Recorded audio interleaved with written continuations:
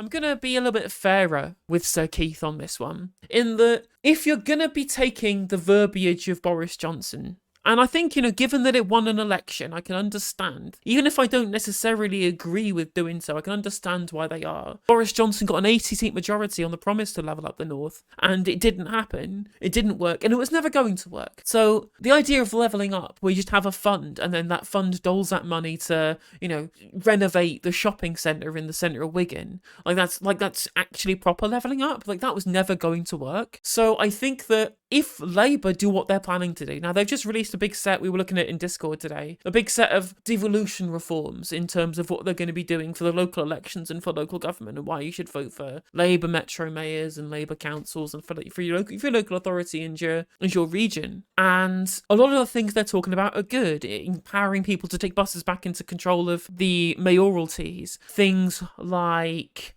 the local power plan to fund community power-based projects, therefore being more money available for metro mayors to have their own kind of projects around housing and planning and infrastructure and job creation, all that kind of stuff. Now, this is all good. This is all good stuff that they're talking about, because this is really how you level up. This idea that you just throw money at projects, that's not how you do it. What you need to do is get proper investment to create jobs, to build houses, to foment community, and to be able to build community wealth. That's what they've been doing in Preston under a Labour council for years at this point. Because you've got to remember, the Conservative Party were the ones who kind of spearheaded the localism devolution. But of course, you've got to remember is that Conservatives' desire to have local devolution wasn't to try and empower local communities to be able to fund themselves, but it was to essentially give it a justification for turning down the funding and saying, well, if you want to do your own things, go and get some capital investment. Go and entice some capital investment. We can take money away from you and you can create, as Jim Speak talks about, your big society for your community. Now, what did that actually end up with? Did we end up with anything being levelled up? No. Did we end up with empowered councils taking on capital investment to be able to boost their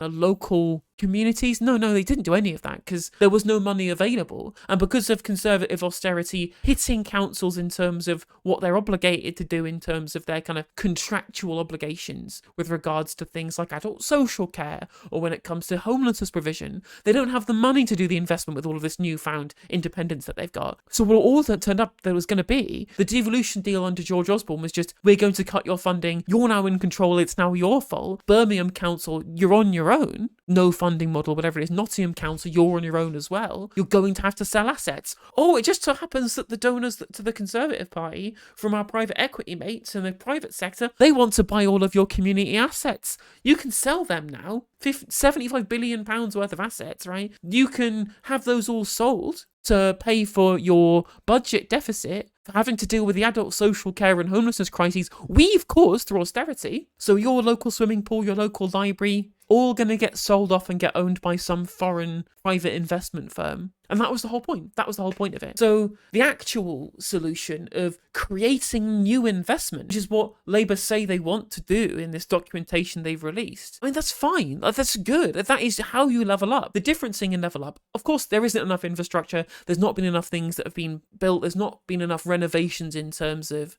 local amenities. That's all true. But that's not going to be enough. What you need to do is change the unequal exchange between the regions of this country. The financial sector and the job market in London hoovers up. It creates this brain drain problem from the north down south. And you've got to fix these fundamental inequities in terms of the overall economy. And that's going to take investment in job creation and in infrastructure projects and housing and devolution and localism and community wealth building. All of these things are going to be good. The problem is, though, right? The problem about all of this, where's the money? Where's the money going to come from? Under Rachel Reeves' very own fiscal rules, she can only spend in terms of day-to-day spending from general taxation. And she said she's not going to raise taxes. So where is all of this extra local authority funding going to come from? Where is all of this extra metro mayor regional funding going to come from? They can't even say where. They're going to have, I think it's like 7 billion, in terms of investment, like capital investment money, but 7 billion across all local authorities and mayoralties is basically nothing. So that's not going to cut the mustard. That's not going to be enough to fulfill this kind of pipe dream that they've got going on. One that I think I agree with. I fundamentally think that getting large amount of state investment in an industrial strategy to get the inequity between the north and the south fixed Like that's a noble goal. That's the real solution. But they can't afford it. They can't fund it. All of the plans they've got and they said that they're going to do aren't enough money to actually deal with the issue. And of course, not on top of that, even the capital investment projects they want to do, even the capital investment projects that don't have to come out of day-to-day spending, those can come out of fiscal expansion, even they will all get kneecapped by this other fiscal rule of debt having to be falling after 5 years, when there's so many other things that need capital investment. Schools, hospitals, the broader green prosperity plan to build all of this green energy across the country. All of these things need new capital investment. And if they're going to be getting debt falling at the end of those 5 years, where are they going to find the money to be able to spend on investing in new tech startups in Blackburn or whatever? Where are they going to get the money to put into cooperative funds for somewhere in like Leeds? There's just not all of the words that they're saying, all of the actual broad strokes of the mission log, because it basically is like another mission they've got, the mission to level up, is entirely predicated on the idea that they can spend money through economic growth that they won't get unless they level up. It's really tilting. Again, they say all of these good things. We want to fix the NHS. We want to have the highest growth in the G7. We want to level up the North and the South. And yet they have boxed themselves in to a fiscal framework that explicitly stops them from doing so, especially in the first 2 years where they've committed to conservative spending plans, which are also completely inadequate, like wildly inadequate. Especially now that they can't run on the non-dom tax status anymore. And that's the problem. That's the problem I have with all of this levelling up stuff that's coming out from Starmar and that's coming out from Angela Rayner and coming out from Reeves. Because it just hasn't got the fiscal credibility. Cash the check. That's the problem. Sound bites make for good headlines. I mean, there was bits and pieces about levelling up from lots of the politics shows today, so we'll have a couple of them and see what other people are saying in terms of levelling up. And here, again, finally, it's Sophie Ridge. Sophie Ridge is the one asking the really important questions. Can you level up without spending any money? I think what you heard there from Keir Starmer is the approach that Labour will religiously stick to between now and the general election. They think a bigger danger than not being willing to provide money for the immediate problems that councils face is being tarred by the Tories as somehow or another not caring about the public's money and being profligate. It means that you face that type of difficult and challenging questioning. No, I mean, I think he did have a few sensible things to say about how longer-term spending settlements, removing some of the pressure that comes from people becoming homeless would support councils. It obviously, in the end, will need more resource, but again, I mean, the formulas are fine. The formulas that they're trying to use by not having it being yearly, having it spread out over longer time, so we know that we have the mayoralties can have long-term spending plans for long-term investment rather than continual, like, short-term budgets. Like, again, good structure, but it just fails the fundamental test of will there be the money. This is a Labour Party going into this general election lowering expectations and keeping as small a target as possible. And again, that's the big issue that I have. Everything is entirely small fry. Everything is done on the tiniest level possible. All of these grand scale promises are actually built around the missions. The missions are the big promises. Like whether or not they get £28 billion of investment or whether they get a smaller amount than that, that's not going to actually be what is of voters' concerns in 2030 when they're trying to get elected on their record from the last 5 years. That's not what's going to be the issue for the voting public. It's going to be the brass tacks of, has my area got better? Am I better off? Have we gotten out of the economic slump? And that is where these fiscal rules just are completely pointless. They seem to think that what's more important now is trying to satisfy a very tiny minority of swing voters who really care about quote-unquote fiscal credibility, rather than the future 2030 electorate who will want to re-elect them over whatever incredibly awful shit that Nigel Farage is doing off the back of what will almost certainly be a failure to actually properly deliver the things they say they want to do. Again, because the growth is going to have to come because of the investment. The growth is going to have to come because we've put money into essential services and into our local communities. And they essentially are saying, well, the growth has to come first. And I've made this comparison before and I'll make it again. That's like expecting a plant to grow before you water it. John McDonnell was right that the fiscal rule should be extended to 10 years so that they have the actual decade of national renewal. I think the fiscal rule is stupid prima facie, but if you want to have the fiscal rule about when debt has to be falling, if you're going to explicitly campaign on position of a decade of national renewal, make the decade your target for the fall of your debt to GDP ratio, and then you can spend big on investment now, especially since bond yields are coming down and so are interest rates. Interesting, isn't it? Because I was thinking about this the other day. Labour are incredibly disciplined at the minute, aren't they, when it comes to public spending? You can see that it does, as we saw with Keir Starmer and Beth Rigby there, as we see with many interviews with the Shadow Cabinet as well, it can lead to these testy interviews, but they're sticking to the line. Yeah. Well, they're extraordinarily disciplined in a way that the party I support isn't.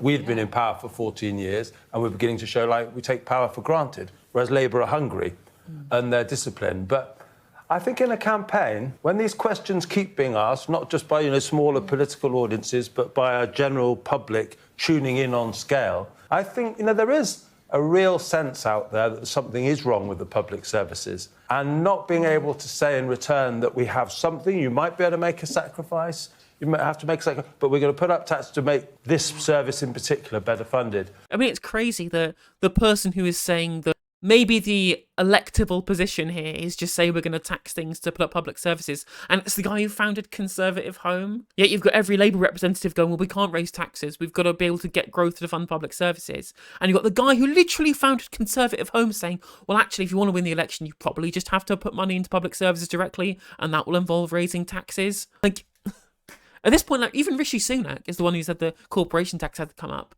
Do you think Rachel Reeves would ever say that? Especially not since her friends are all in the business sector. I think if Labour, there will be something that doesn't smell quite right to voters if there isn't a real proportionate response. If you say the public services are in the crisis that they are, well, then you've got to have some kind of big response to that. And at the moment, Labour are offering nothing else. And that could be a voter mobilisation issue. It won't change the outcome in the next election, but it could mean that the current opinion polls flatter the Labour position. Yeah, I mean, I think he's right there. Again, it's what's wild, again, is that the people can basically only admit that the issue here is funding public services in terms of taxation aren't anybody in the Labour Party.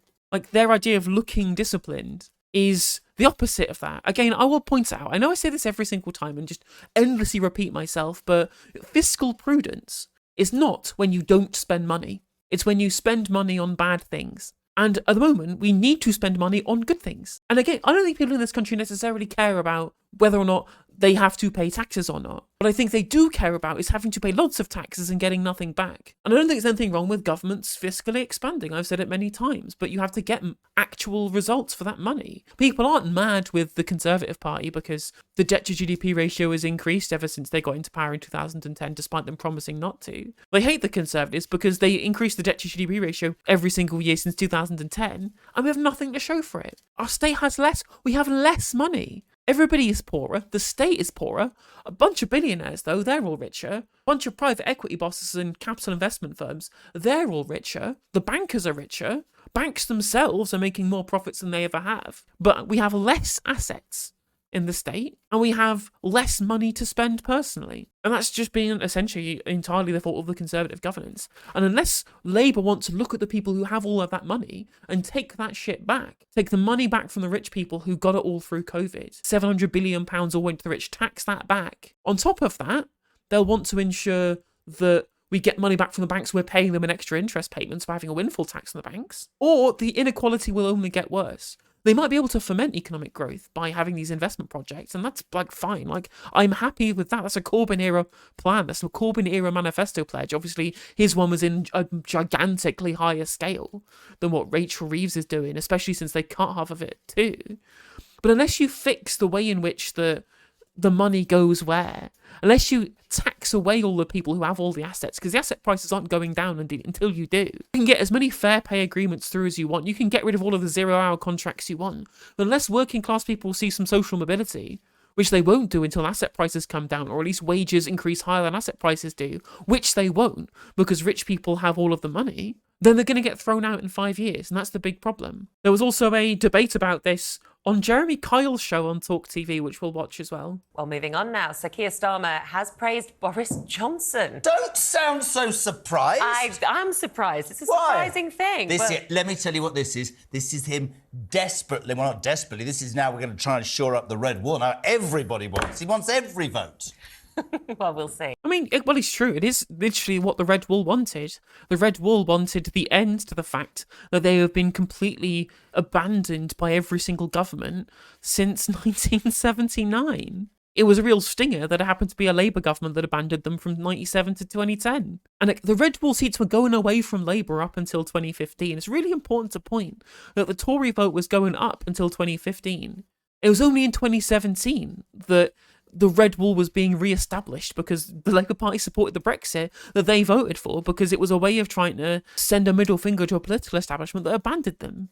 And then they went with the stupid second referendum policy and Red Wall was lost instantaneously. And it was very easy for Boris Johnson to pick up the Red Wall when he supported their Brexit and when he said, I'm going to give you a bunch of money with levelling up, even though it was never going to work or ever happen. Yes, he has praised Boris Johnson for his efforts to level up Britain. The Labour leader said that the former PM had the right idea and accused Rishi Sunak of killing the policy. Now, Sir Keir, as we said, is launching his party's local election campaign today in North Midlands, where he's pledged to tackle alienation and powerlessness amongst much of the country. What does that mean? Well, we'll find out because joining us now is Talk TV reporter Hurrah! Victoria Innes and... I love that. What's alienation? Yeah, it's weird. It's weird how Jeremy Kyle, somebody who's basically had a very easy media career for all his life, can't understand what alienation and powerlessness means. Because he's the guy who's always had all of the power. You'd think, though, at the very least, he would have had some empathy with all of the people from destitute backgrounds that he had had to shepherd through the Jeremy Kyle show. But he's such, like, a moral vacuum of an individual, such, like, an empathy black hole, that all he did in all of those years of the Jeremy Kyle show was just learn that he fucking despised working class people. That he just hates working class people. He's just, I can't believe all these working class people. Oh God, they all need to get their act together.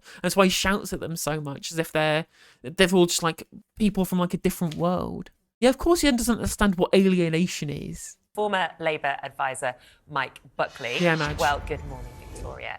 Morning, Michael. We had Rachel Reeves praising Thatcher only a couple of weeks ago, and now we've got Starmer praising Boris Johnson. It's very interesting. Yeah, exactly. I think it will raise some eyebrows among the public for sure. You know, essentially what he's saying today is that Boris Johnson was on the right track. He had some good ideas. The sort of backbone behind it was a good idea. Then in comes Rishi Sunak and sort of takes a bulldozer to it all. You know, not enough devolved power to the regions, to local authorities, you know, and he's essentially taken away that hope. And that's something that he's going to really focus on when he's out in the West Midlands later today. And, you know, obviously the Tory camp, Michael Gove, Levelling Up Secretary, rejecting that claim. He's saying, look, the Tories have made progress, but we did receive a report earlier this week saying only 10% of the money that was meant to go to Levelling Up has actually reached those areas.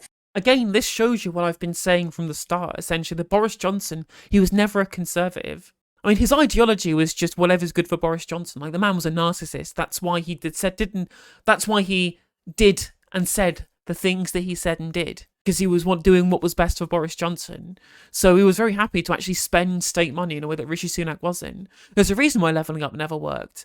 I mean, the actual problem is that the thing itself was never going to work because vanity projects don't actually deal with the inequality between the North and the South. That's not how that works. But Boris Johnson thought, well, people like me if there's a thing that they can link to my name personally. But Rishi Sunak is absolutely, ideologically a really kind of austere neoliberal.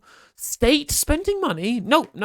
Cut that shit out, mate. Not happening on my watch. And that, you know, progress, you know, they promised to reduce inequality. Ministers were unable to provide any examples of what Levelling Up funding has actually delivered so far. And they blame things like a lack of cross-Whitehall coordination between the departments. I think it's really interesting because, of course, if we can bring Mike in. Mike, I want to get through a variety of subjects with you and Vic, as does Nick in the next few minutes. I know that most people will say that Boris Johnson won the election in 2019 because of Brexit, won the election because Corbyn was, frankly, a disgrace.